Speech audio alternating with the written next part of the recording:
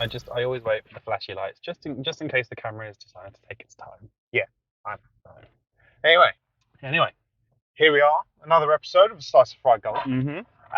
If you don't know by now, I'm Paddy. And I'm Ben. I think. We hope. If you're watching on YouTube, give us a like and subscribe to the page. Leave us a nice comment if you enjoyed the episode. And if you didn't, please don't. If you're listening on Spotify and want to see our lovely, beautiful faces, you can do so via YouTube. And if you're on Spotify, leave us a nice review because it'd be good of you to do so. I mean, even if you don't like the video on YouTube, leave a comment. Give us someone to talk to. Give us someone to react to. We'll tell you you're wrong, but you know. Yeah. I'm getting sick and tired of just talking to this guy. So leave us a comment so we can have a decent conversation. Rude. Yeah, I'm starting to get my own back.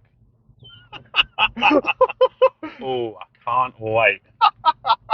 You're quaking in your boots. Well, not really. Look at this hand. Look at it. It's still. Oh, dear. Right. When was the last time I was actually physically shaken? The Harry Potter quiz. Oh. You should have seen my hand. But it felt. And it was like, it's just a Harry Potter quiz. I was like, no! It's my life. It's not just a Harry Potter quiz. When you are known as the Harry Potter nerd in like every single social circle you're in, Yeah. to then be presented with a pub quiz where you are called upon your knowledge.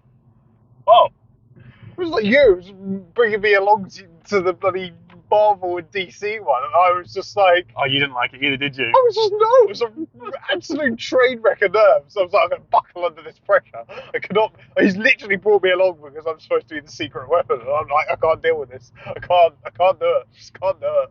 Yeah. Chilled. Yeah. No, that Harry Potter pub quiz is burnt into my memory. Like you know when. I don't know about you, but there's certain moments in my life where I've done something wrong and I've screwed up, and they are forever. They always come into my memory. And it doesn't matter what you're doing. You could just be casually doing the washing up, and it will just pop into your head. Yeah. And then you start having your brain just goes. Do you remember when you did this? Yeah. It's normally like 1 o'clock in the morning. You wake up from it. You're like, ah. What is your worst one of them? Oh. Because I know mine. I don't know. You tell yours, and I'll have to have a bit of a think. Drama A level. Yeah. Because of course it was an improvised piece. Yeah. And I skipped out a whole segment, and I just like sort of went straight to the next bit, and like the rest of the group on stage kind of looked at me like, "The fuck you doing?" Oh. And it was only sort of like as they then went sort of, they didn't say anything, but like they went back to the lines that we were supposed to be doing, and it was kind of that moment on stage. It was like, oh, I fucked up. Okay. And that haunts me. I'm going to embarrass myself so much. Do it. This one. Do it. Yes, buddy. I can't believe. Okay. So, when I lived in Cambridge, okay, I was semi-forced and semi-convinced to go on a speed dating thing. Right. Okay. So it was embarrassing enough, and I really didn't want to be there. I was like before going into the quiz, I was like a train wreck of nerves. Yeah. So I just can't do this. I can't do this. I can't do this. I can't do this. And this was when like Snapchat was a big thing. Yeah. So you would always just like Snapchat everybody what you were doing. And I took a snap to send. I think it might have even been to you to say what I was doing. And I left the flash on, and there I was at the table. And I took a photo in the middle of I took a picture of the fucking thing. And the whole flash, I just went bright red, man.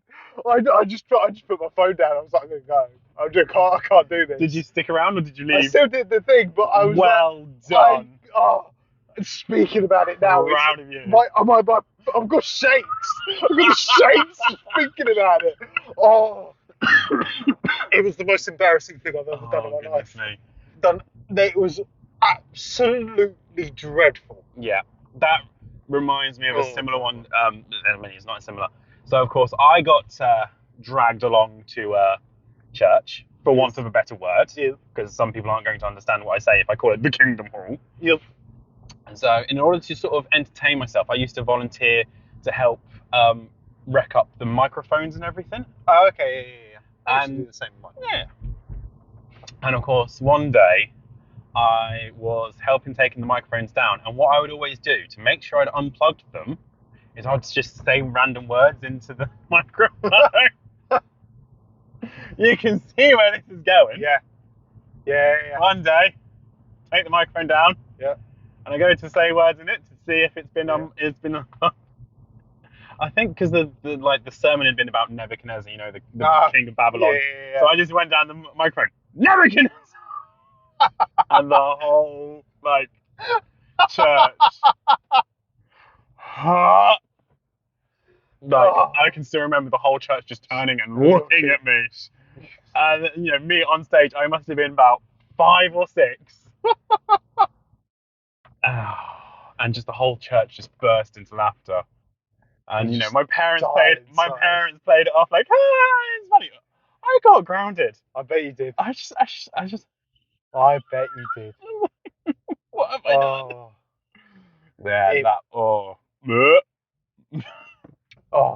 It's giving me the ick just thinking about it, just what I've done in my life that makes you think about those silly things. Yeah. Oh dear. But anyway, I mean that's pretty fitting actually. This is the movie that we've just watched. It is a very valid fit, yes. So we've just been to see The Machine. The Machine, which is based on how did they put it on the thing? Based on the comedy of. So the Machine, or Bert Kreischer, yeah, I think his name is. He's got a story. We don't know how real it is. He claims it's all true. But a story of when he helped rob a train in Russia with the mafia. Yeah. And this story is basically the mafia coming back after him after he's tried to bury it all and sort of move on and once you're in the mafia you can't move kind of thing. Yeah, exactly. Kind of thing. Yeah. Opinions? This was a very good film. It was a good film. It was. It's highly entertaining. It's funny. It's got some good practical effects. It's got some good CGI. It was a fun time in the movies, I think. And I think it was one of those ones that you could probably maybe go on as a date and have a good time. It was one of those ones that you can go as and have as a group of friends. I think it was one of those ones that you could take to see in any situation and everything would work. Slightly disagree there. Oh no, I don't think you could. You really want to take a girl along to that? Well, don't see why not. Why can't girls movies? No. Girls what are you trying to say? What are you trying to say, Ben? Hey, I'm all about empowerment. No, I don't know. Some girls would love it, but yeah. There wasn't very many girls in the screen there already. No. And I don't remember hearing any of them laugh, of the girls that were there. Yeah, but I don't think just because some girls will find it absolutely hilarious. Other girls will be like, "Why the fuck have you brought me here?" So you wouldn't be able to do it as a first date without knowing anything about them. Yeah, you would need to sort of gauge whether. Why is this turned into a date chat? I don't know. You brought up dates. I'm just trying to say that I think it would be a good film. It could be a good date night film if you and as a couple have been together a while and you like those kind of movies. I think it'd be a good one to go see. Yeah. If you've been together for a while, as I said, I wouldn't take someone on the first date to go see it because you wouldn't know if they actually like that kind of humour because it is a very what's the word I'm looking for? All right, what is the word you're looking for, Ben? Come on. You like the big words? Specifics? No, I'm not thinking of a big word. I'm just a very specific type of humour. It's not everyone likes Blackadder, not everyone likes Vickery Dibley. They're all wrong, but yeah, obviously. Not everyone likes Friends. Yeah, which is weird. Yeah. But anyway, one of the bits that I wanted to ask you a question on was one of the whole points of him is when he gets drunk, he sort of becomes this whole sort of other person. Yeah. And everything. And one of the characters said to him, "Oh, the shit you say when you're drunk is amazing." Yeah. And I was sort of sitting there going, yes. Because me and you, we turn into proper philosophical mages when we're drunk. Yeah, we have been known to have quite philosophical talks where we've been rather passionate. Yeah. I must admit. Yeah. But then this then leads on to the next question. Okay. When you're drunk, Yeah. where is your favourite place to be in the pub or nightclub, wherever we are? Where is your favourite place to be? Wait, what? What, in the nightclub? In a nightclub, in a pub, when you're drunk, off your face, where is your favourite place to be? Because I can tell you mine. Go on then. I love being in the smoking area talking to complete strangers. Okay. Love it. Oh, Yeah. I love it. The amount of people I've met in smoking areas completely do not know who they are, and we're sharing life stories, we're sharing life issues, we're having proper therapy sessions. Yeah. You know, we're always like, do you know what you should do? Do you know what you should do? You should go home and tell your wife you love her. Yeah, that's what I should do.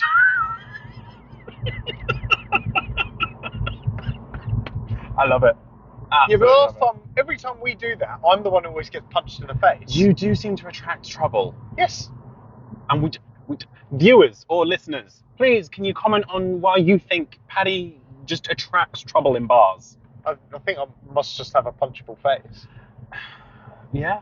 Or Maybe. it's just that, like, when they feel like they want to start something, they just, they look over at the group and See my piddly little arms and go, Yeah. I'll start on him because he's a small guy.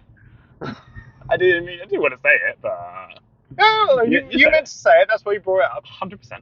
Yeah. No, I know. 100%. Anyway, after more insults for Paddy, let's bring it back to the film bit. Yeah. I was going to say I was highly impressed with the acting by Burt. As a stand-up comedian, I would have thought that he'd probably be a bit of a bad actor, but actually, he was pretty good. I felt like it was a half-decent actor. I've seen worse acting by professionals. Yeah, I will agree. And come on, like, having his dad played by Mark Hamill, who wouldn't want their dad to be, if I was writing a semi-autobiographical film, like, and who do you want to be to play your dad? Mark Hamill. But he looks nothing like you. I don't care.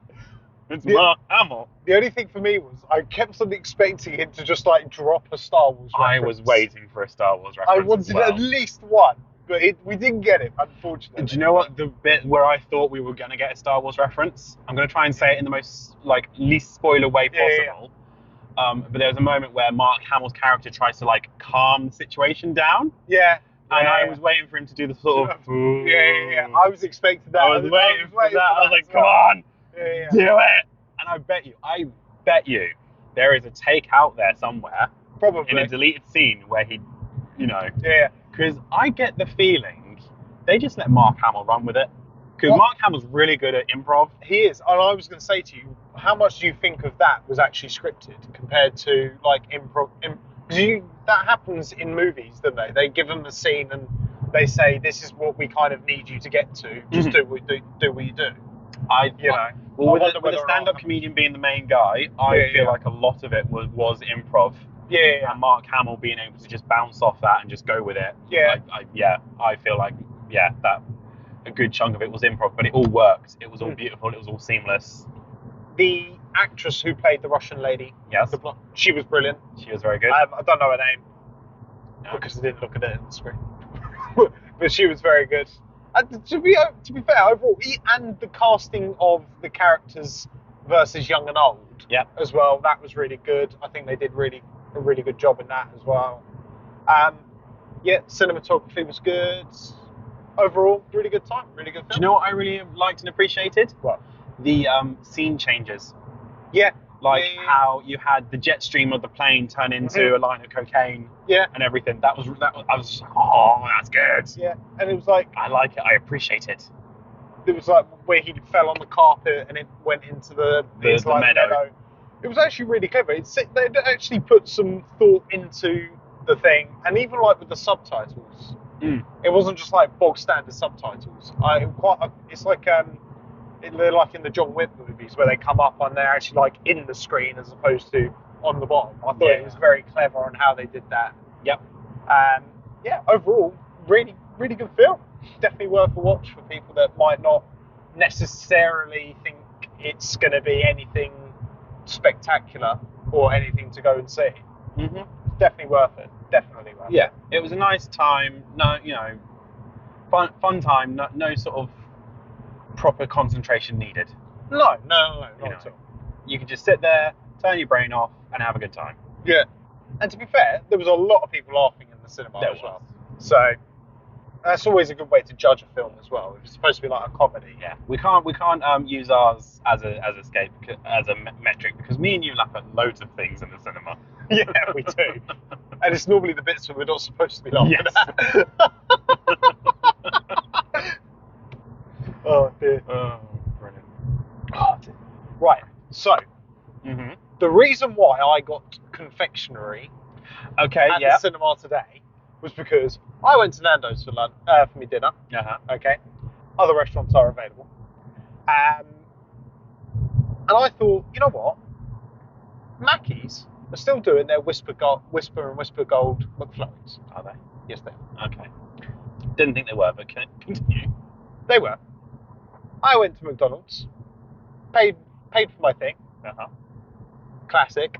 Machine wasn't working. Right. So to get my money back. Yeah.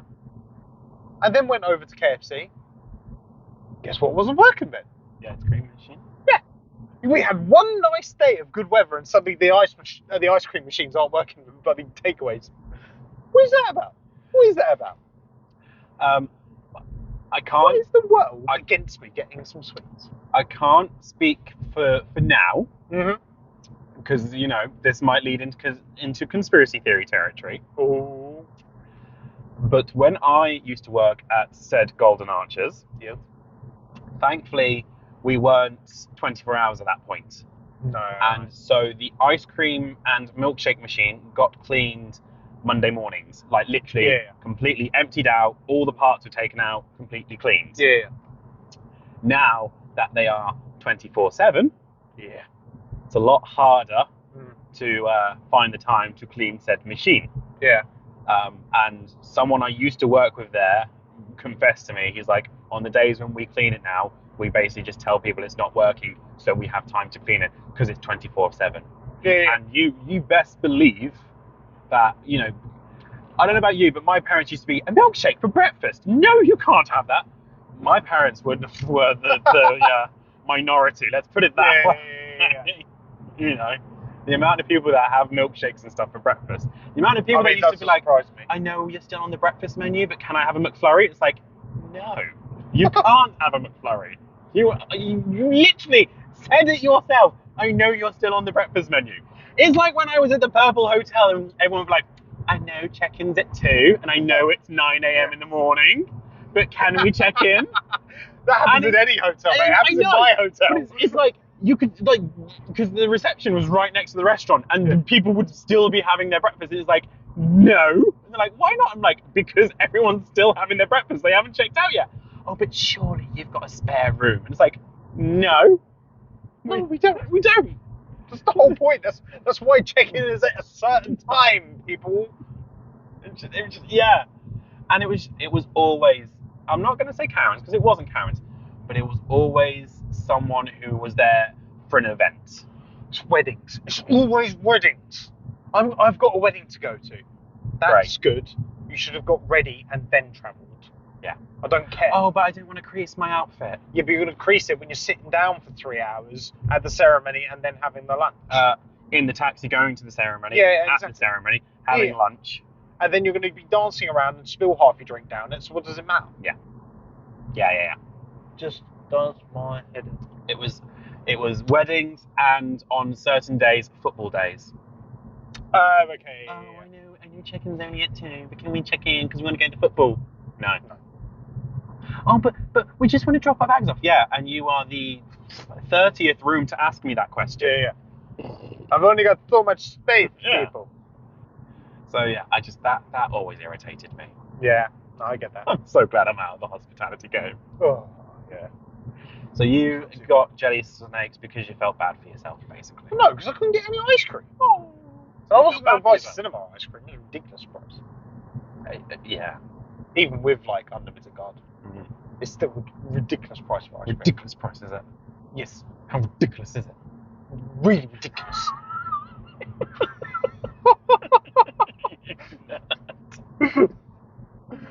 Oh. Oh, bloody hell. Do you know what we haven't done in a while? What? Do you want to reach into the glove compartment of topics Let's do the glove compartment of topics. and just get a random topic? Because we're still We're still a little a bit few away. minutes away from your home. We've got a bit of time. Got a bit of time. So. He can't open it now. That's the problem. It's been in there Stuck so together. long.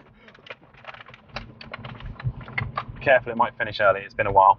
Know that feeling all too well. So, your parents watch this, remember? I know. People at the cinema. Oh, Oh, isn't that convenient? it's like you wrote these knowing.